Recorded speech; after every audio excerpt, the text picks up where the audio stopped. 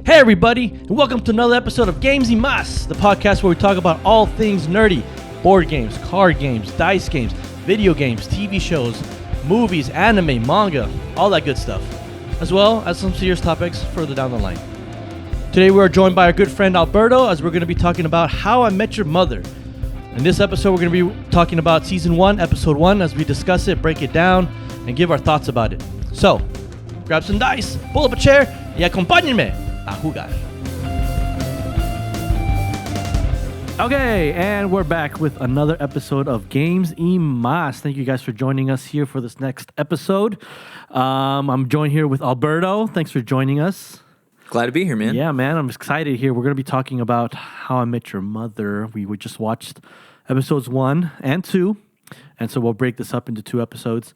We're just going to be breaking down the episode. And yeah, going from there from a perspective of a New Yorker. You grew up. How long did you grow up in New York? So I went off to college here in California at 19. Okay, so whole 19 years. You just 19 lived years. in New York. Nice. So I'm excited to break that down. The first 2 episodes. We enjoyed some chopped cheese from Smash. Cheese from Smash Burbank. Yeah, so if you're in the Burbank area, Smashed is a good place to have some good food there. Thanks for that nice dose of nostalgia. Yeah. Smashed. You think it was pretty close? Pretty close to. Like anything, right? Like anything that's outside of where it originates from, it's a good representation, but is it as good as original? Maybe not, but it's okay. It's close enough. It's close enough. Yeah, like how I would never want to try and say that New York has better Mexican than LA. Okay, got you. LA is the king of Mexican food. Yeah. So. I don't know. Texans might argue with that. Yeah, I might argue with you, but they can argue all they want. That's a losing battle. Okay, yeah. So before we start off, here at Games y Más, we like to open up with an icebreaker question. Cool. And it's going to be the same question recurring in every single episode, but here we go. So the question is a 2-parter. First question is, what is your favorite board game? And what is your favorite video game if you have one? So we'll go for the first one. Yeah, what's your favorite board game of all time? Of all time that you've played, you love playing, anything. Yeah, anything that from your childhood could be a game you literally played yesterday. You'd be like, it's my favorite board game. I've never really grew up with board games. I didn't discover board games until college. Yeah, that's fine. But there's, I don't know if this counts as a board game, but because it's a card game, just cards. Card games count. But Exploding Kittens is probably my favorite, just simply because of like how intense it can get at some points. Okay. Where like it's pretty much card roulette. Yeah. It's kind of like yeah.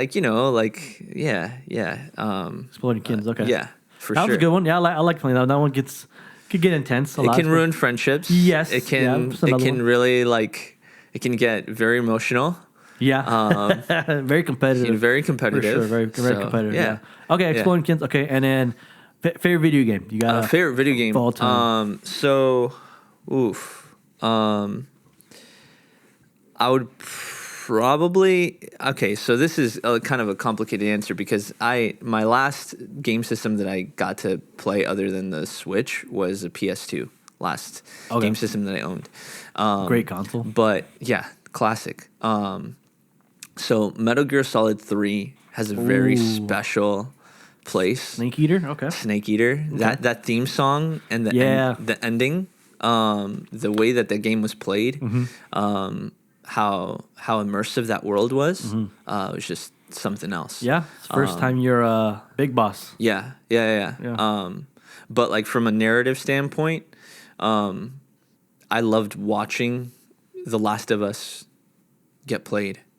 I was living with a guy who owned a PS3, and when The Last of Us first came out, and he owned the TV, so we could just had to watch. So it was great. Watching Last, that was a.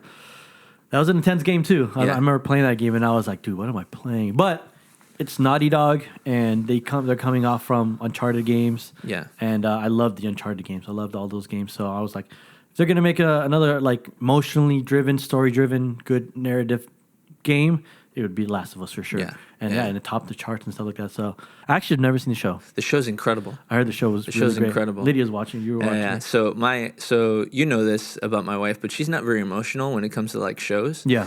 But this is one of the few where she was. Really? Yeah. On the show, really? Yeah. The way I'll put it is in the game when you play as Ellie. Oh. When you first play as Ellie. Yeah. When Joel's like sick. Yeah. So there's an entire episode of that whole scenario. Yeah. That was really episode she got that did her over. I'm glad she liked it though. Yeah. Good taste. She's got good taste on that stuff like that. Yeah. But all right, cool. So there you have it, guys. From Alberto, his favorite video game and favorite board game. And with that being said, we'll go ahead and get started with the episode. Cool. So How I Met Your Mother. First of all, let's get the elephant. Let's talk about the elephant in the room about how that last season of the show. We've seen the show, or we're watching the show, and then again, if this takes off and we enjoy talking about this and we get a good traction, we'll continue watching more episodes and talk about it, break it down more. Sure. But with that being said, we know what happens on that last season. I think it was season 8 or season 7? Yeah, something like that. One of those last seasons where, seasons. Look, man, like we've had, if it's season 8, 7 seasons of just great build-up of characters, waiting to see the mother, waiting to see everything, and then we get season 8, and dude, I was disappointed. I mean, I'm pretty sure you can agree with that. You were very disappointed with that. I just don't. I mean, what were your thought processes of the ending of HIMYM? Yeah.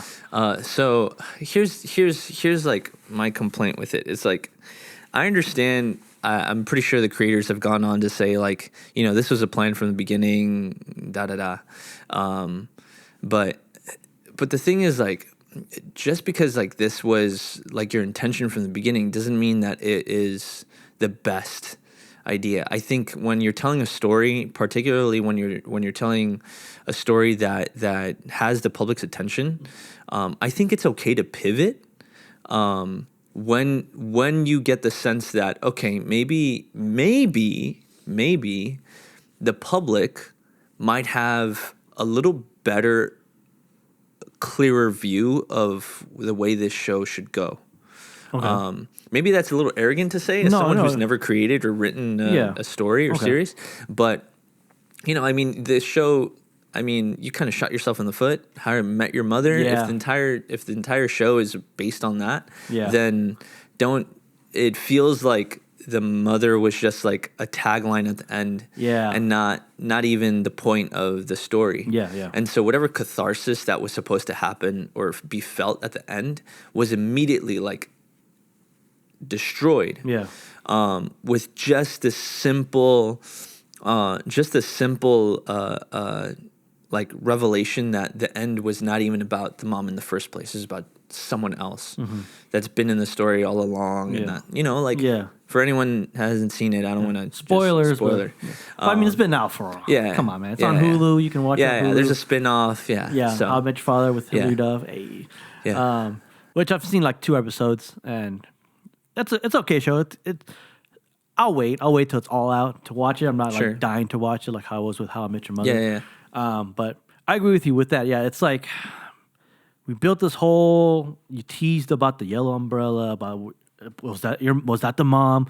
Was she? Oh, she was in the same spot that Ted was when this was going on. Yeah. Oh, the mom. And then you reveal the mom at the end of season 7, and you're like, all right, that's the mom. Cool. And you kind of fall in love with her. Yeah. Too. You know, because you've like, this whole time you've been like, man, she's great. That's awesome. Exactly. Yeah. Exactly. The actress that they got to play her was perfect. I think she was perfect. The way they had her, even just how her look is, like you can tell, like, okay, that's the mom. Yeah. Like that's Ted's love. Yeah. That's got to be it.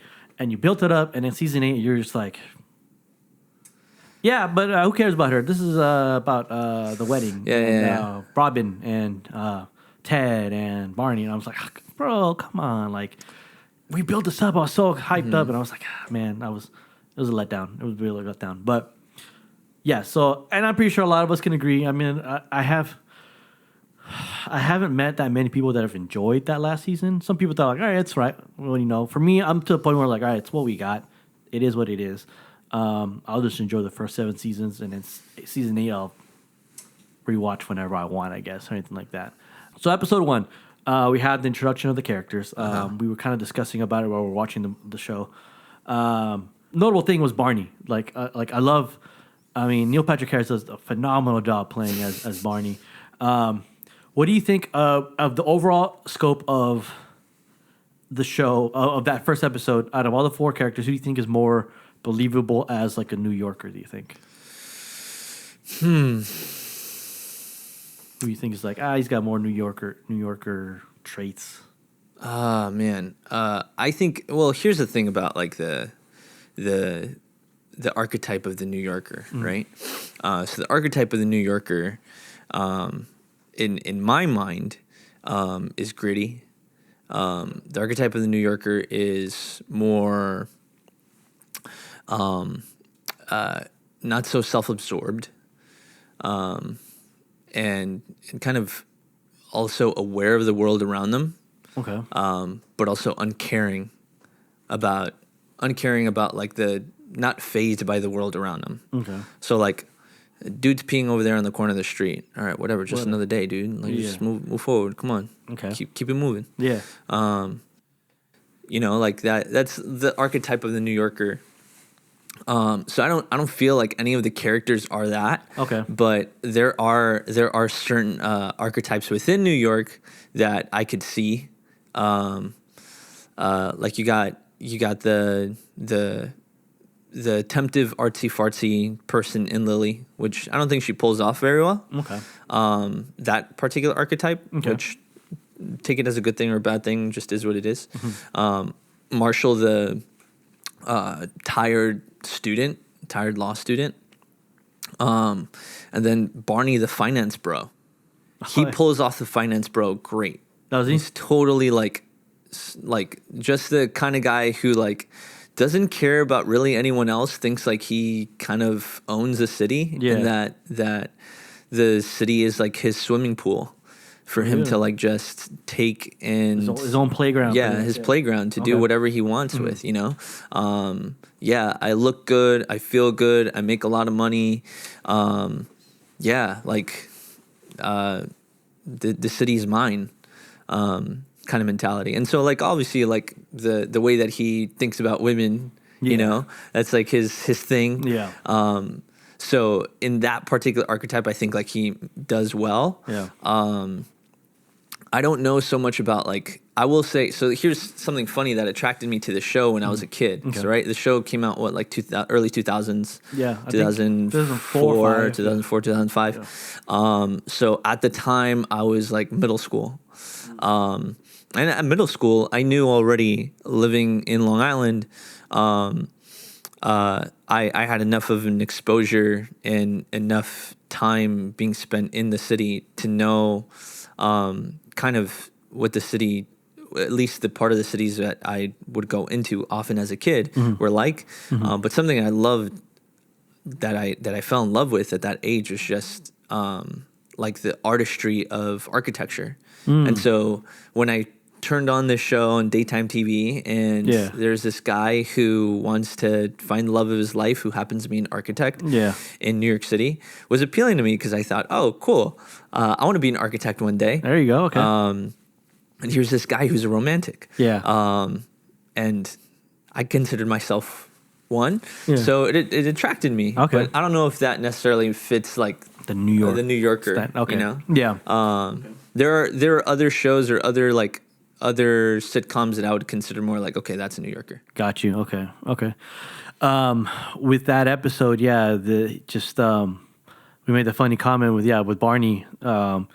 We said that the actor, they have the gayest man playing the most straightest man in the show. Which like I said, Neil Patrick Harris, he kills it. He kills it with that Barney Stinson character. But you've made some comments when we were watching the show about certain things about like, okay, yeah, in New York there's that, or there isn't that. One example was in episode 1. The first episode was when they drive to Robin's apartment to go, the Blue French Horn.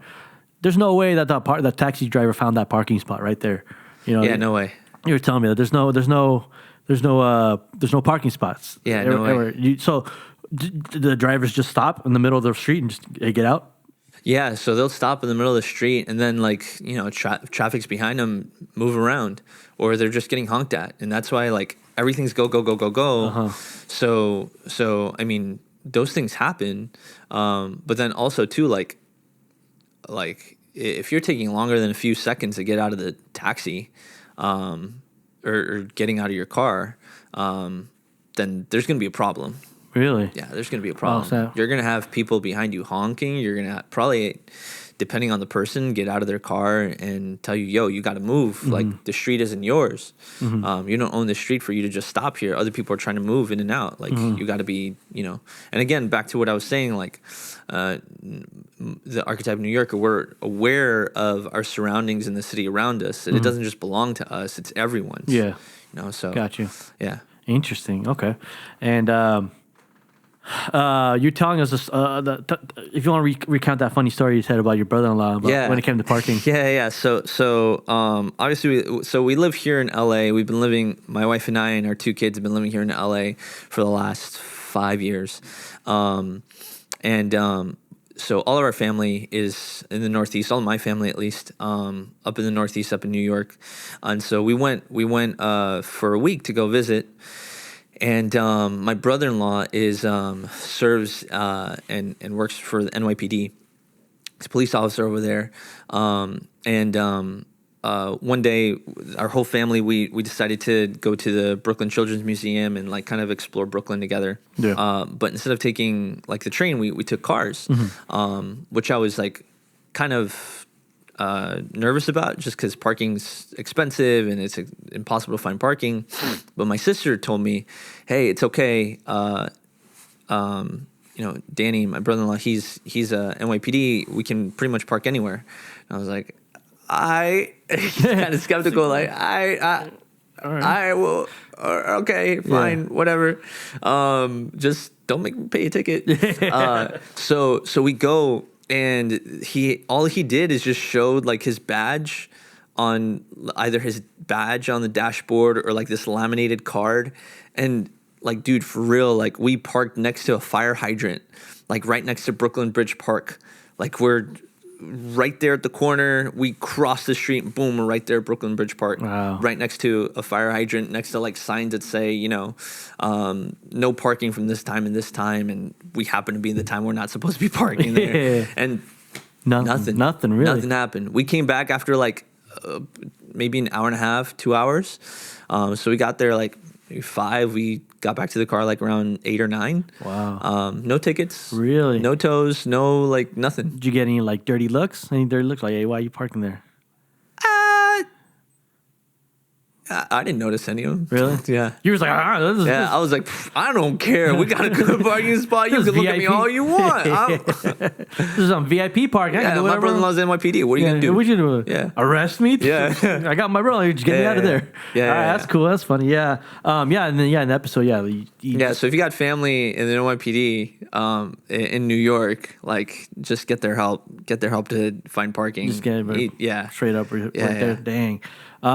And you mentioned the metros. Yeah, that's like one of the main modes of transportation, right? Just taking the train, the metro, everywhere you go, pretty much take you anywhere, or walk, pretty much. Yeah. With you saw that in the episode as well. Like Ted was running around everywhere in the streets. Is that you said like a common thing? Like if I want to go down the street, if I want to go to like some restaurant or something, I could just walk it. And a lot of people. For the most part, depends where you want to go. Either way, even if you take like the subway somewhere, you're still gonna have to walk. A certain amount. Like when we went back home, for the here about a month ago, we had gone to this bar for like a little date, and then we went down to Little Italy, and went down Little Italy, Chinatown area, because Hannah wanted to go find some boba, and so we went and looked for boba, hopped around to a bunch of different places to check them out, and then we were too far from where we got off, but we wanted to go to another train station, another line, in order to get to the hotel we were staying at. But we still had to walk like 4 or 5 blocks in order to get Really? there. Okay. Just to get to that particular subway station. So you got to think about like, okay, yeah, the train can pretty much take you anywhere. Anywhere, yeah. But you also have to think like you're still gonna walk. Yeah. To a certain degree. It's not like you get off, you go up, and then boom, you're right there in front of everything. Yeah. You're still gonna walk a little. Is the you think with the modes of transportation, like if you're driving somewhere, is that to like maybe work or like somewhere like of importance? So like, do you think that's the main cause of why everyone's driving in New York? And you feel like if you want to go to like hang out or stroll, you'd rather just walk and like take the subway instead, or like, for instance, like if I invite you out to my house or my place, you know, on the other side of the city, you'd be like, well, I'm not going to drive there. I'm just going to just walk in. So like, is that the mentality kind of over there where it's like, yeah, if I'm going to hang out at parties or bars or or leisure stuff, I'm just walking or taking the subway. And because like, for instance, I'll give you an example, like here in LA, if I want to hang out at the park or yeah, I'm going to drive. I'm not going to, Sure, I'm not going to walk to the park. I'd rather just drive park there. Well, LA metro system kind of stinks. Yeah, to be honest. Yeah. It's really not like very accessible. Yeah. For a lot of people. Yeah, true. Like if you wanted to get from one part of town to the other part of town, it's going to take a lot of effort. Yeah, to go around to get there. Yeah. Whereas New York is kind of easy. Everything's kind of pretty easily connected. Okay. Got you. Just maybe a few transfers, but not nothing major. Got you. Yeah. I would say over there, at least in my experience, the thing about cars that people use them for is the privacy. Oh, okay. So if you're in your own car, you don't got to deal with other people. True. You don't have to smell other people. You don't have to be next to other people. You don't have to give up your seat for anyone. You don't have to like get awkward stares or like have to ask people to excuse me or wait behind people. You're in your own car. You're in your own little bubble. So if you prefer that bubble, then you're going to use that bubble. Yeah. You're going to go wherever you want in that privacy. Yeah. But if you don't care, if you're like, whatever, this is just the way things are. Like, the city is everyone's, and we're just gonna, and then also too, you also do have to factor in like wait times for like the bus or the train, because they don't just come whenever you want them to. Whereas, if you're gonna hop in a car, you can just hop in like down to the last minute. Yeah. Okay, if I calculate or I put in my GPS, it's going to take me so long to get there. Yeah. You can hop in the car in the last minute just so you can make it to wherever you're going at the last minute. Yeah. Whereas with the train or the bus or anything else, like you got to calculate, you got to think like, if I leave now, then I'm going to make it to this station at this time, and then at this time, even if the next stop there's no train for another like few minutes, okay, I still have to think about that, and then whatever train I'm taking, like however many stops, the Ease Express, so that's going to be a more straight shot versus the R is like local stops, so then I've got to think about that as well. So it's going to take a little bit longer. Interesting. Okay. So, and what do you think, as from a perspective of living in New York, with episode 1, the aesthetic of the show? I mean, you're looking at Ted's apartments, the bars, even like when you do like those 2-second shots of them running down the streets and stuff like that. Do you think the aesthetic is somewhat accurate? It's okay, it's a little bit too Hollywoodized. There's some things that were okay, or that you'll never find that in New York, kind of thing. Yeah. What do you think was on episode 1, those aesthetics? Yeah, so I think aesthetically, I think it does feel Hollywoodized, the way you put it. There are a few little things like the makeup of the bar that they hang out in. Yeah. There's plenty of bars that are like submerged, like these like basement like type of bars, type of restaurants or businesses or places where you go down the steps kind of halfway, and then you go in and do your thing. Some of the interior like makeup of the apartment I felt wasn't very common. The different like levels was common, but like little things. And of course, like the way the streets are set up does feel like set designy. But I do appreciate like little things, like for example the bodega in the second episode. like you had the way the items were like kind of like organized is very much like, oh yeah, you'd find this in a bodega. Kind of similar to liquor stores here. Okay. Where you'd find like, okay, cleaning supplies are right next to the, chip sauces. Something close by. Something like that. Okay. So I appreciated that. Yeah. I did feel like it wasn't very, it still felt very fabricated. Got you. I know they get better at that through this as the seasons go. Yeah. You get more of a budget, more things like that. But I will say, I think it feels more like they're in like upper or upper like mid Manhattan, kind of like Upper West Side, West Village, Columbus Circle kind of area, which is relatively a nicer area than the majority of New York City. Got you. Okay. All right. So we'll do a little bit some closing here for this first part of the episode. Overall thoughts of the first episode. I mean, I think it was a great introduction to these characters. I mean, every time I rewatch this show, I always like semi fall in love again with the show, because I'm like, man, I love just like the stuff that that's going to happen. I'm like, I can't wait to rewatch that stuff again. I mean, obviously we're dreading the whole season 8 thing. Sure. But for me, I'm just like, all right, it just pumps me up because I'm like, yeah, I mean, it's great.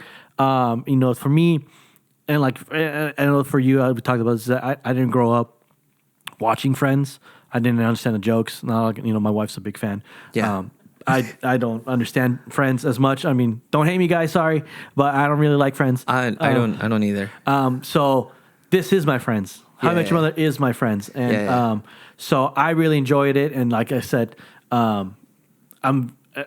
it was just a joy watching everything again. But it's actually pretty cool watching from listening to your perspective of, getting your thoughts on the show as well. So what are your overall thoughts? Well, now you bring it up, maybe we talk more about this, because I have a whole like thought process behind this. But for sure. I definitely prefer How I Met Your Mother over Friends. Okay. And I think part of the reason is that How I Met Your Mother treats New York City like it's its own character in many ways. Yeah. In many of the episodes. Yeah. New York City isn't just the backdrop; it is the place they live in. It's a lived-in city. That's good. Okay. And so I really appreciate that, because it almost shows respect to the place where they're choosing to set the stage of their story. Yeah. And so I think from that, as I've gotten older, that's been one of the main reasons why, like looking back, like why I loved it so much. Yeah. Like subconsciously. Yeah. Yeah, it's a fun show. It's a funny show. And I think as well, like there's some heart to it. Mm-hmm. There's a lot of heart. True. In it. Yeah. So. Yeah, that's some good stuff. I like what you said. Yeah, like that. New York is a character. It's its own thing. Like I said, I've seen a couple episodes of Friends, and so I'm not really too much big on it, I could say, but I could tell from those episodes that I've seen, like I feel like New York was just kind of just there, just not. It's more about the characters, which is nothing bad with that as well. But again, you got to also think of the location you're in, what you're trying to sell. So so I think How I Met Your Mother did a good job and stuff like that. So thank you for the first episode of watching that one. I'm excited to see, maybe we can do some more episodes, talk about it. And guys, stay tuned for the next episode. We're going to do episode 2 of How I Met Your Mother. And we'll break that down a little bit. That's the one with the parties, the 3-day party that Ted threw for Robin. And so, stay tuned for that one. Thanks so much for joining. Wife, thank you again so much for manning the cameras.